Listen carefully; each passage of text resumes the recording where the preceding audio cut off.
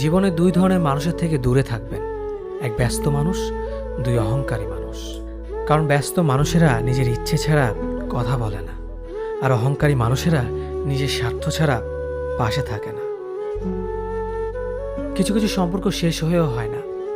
একজন হয়তো অনেক বদলে যায়, কিন্তু অন্যজন সে সম্পর্কের বোঝাটা বয়ে বেড়ায় সারা জীবন।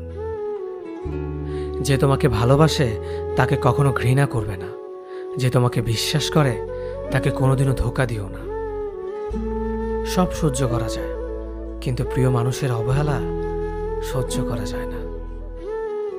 একতরফা ভালোবাসাগুলো এমনই হয়, একজন পাগলের মতো ভালোবেসে যায়, আর একজন পাগল ভেবে শুধু অবহেলা করে যায়। অনুভূতি, ভালোবাসা, মায়া এগুলো যত কম প্রকাশ করবেন, মানুষ আঘাত করার সুযোগ তত কম পাবে। কোনো অভিযোগ নেই, আর কখনো থাকবেও না। আছে শুধু অভিমান, যা কখনো বলবো না। সময়ের সাথে যদি কোনো সম্পর্ক নষ্ট হয়ে যায়, তাহলে বুঝে নিও সে সম্পর্কে ভালোবাসা নয়, প্রয়োজন ছিল।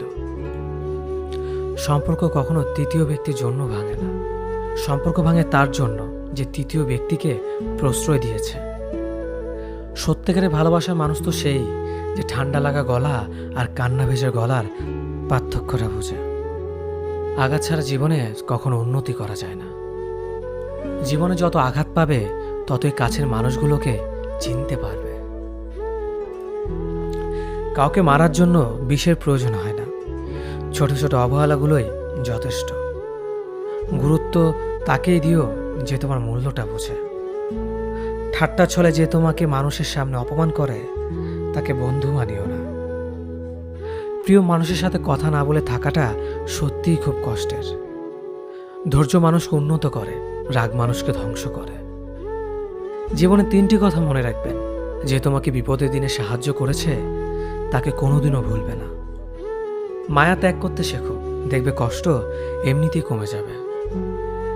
যে যত বেশি ভালো ও সরল মনের মানুষ হয়, তাকে তত বেশি কষ্ট সহ্য করতে হয়। এটাই দুনিয়ার নিয়ম। নিজেকে এমনভাবে তৈরি করো যে তোমাকে ছেড়ে চলে গেছে সে যেন তোমার জীবনে ফিরে আসার জন্য আফসোস করে। এই শহরে ক্ষণিকের জন্য হাত ধরার মানুষের অভাব হয় না, শুধু অভাব হয় হাত ধরে শেষ পর্যন্ত দাঁড়িয়ে থাকার মানুষের। সময় একদিন বুঝিয়ে দেবে তুমি কাকে খুঁজতে গিয়ে কাকে হারিয়েছ। যাকে তুমি ভাববে প্রিয়জন, সে তোমাকে বুঝিয়ে দেবে তুমি ছিলে তার প্রয়োজন।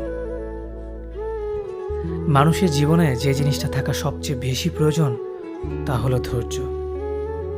সময় কখনো দুঃখ কষ্ট